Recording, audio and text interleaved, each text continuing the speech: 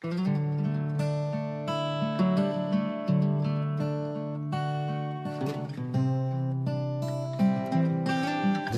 я быў досыць задуменным такім. То бок мне вельмі падабалася, ну, тое, што я памятаю, так?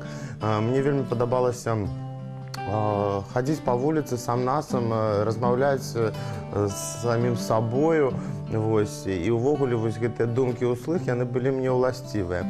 Я памятаю, нават у дзіцячым садку, калі мы выходзілі на гэтую прагулку, да, традыцыйную, я мог спакойна размаўляць з дрэвамі, з птушкамі, з кветкамі, зноў жа такі сам з сабой, штосьці ствараць.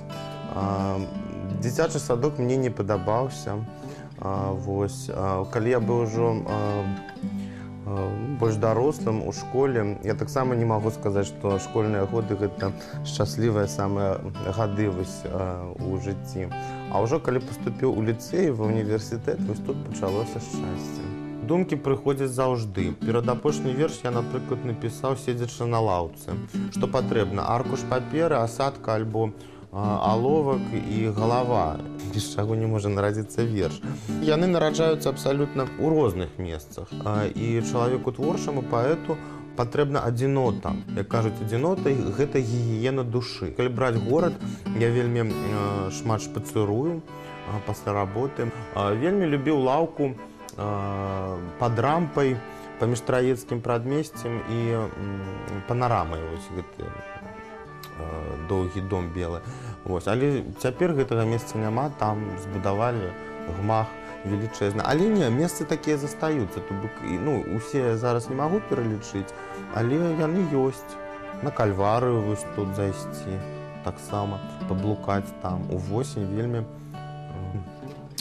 заходжуся ў тыя месцы, якія мяне натхняюць. Але вельмі шкада, што гэтыя месцы знікаюць з мапы Мінска. Вось я вельмі любіў, напрыклад, насупраць гандлёвага дома на Нямізе быў стары квартал, які цяпер зруйнаваны фактычна, і там гэтыя новабуды з'явіліся. І там быў вельмі утульны двор, рос куст глогу, які вельмі смачны у кастрычніку. І я вось, седзячы пад гэтым кустом, з'еўшы гэтых ягадаў, напісаў верш. Кастрычніцкага з'есці глогу і раптам знікнуць уначы, а ты крычы, крычы, крычы, пакліч мяне на дапамогу. Ад глогу застанецца смак, саладкаваты, даўкі, снежны, ты робіш мне рукою знак. Цяпер кастрычнік, раптам снежань. І я трымаюся рукі, нібы апошняга прыпынку. Мінаюць дзеўкі, юнакі, а мы з табой на фотаздымку.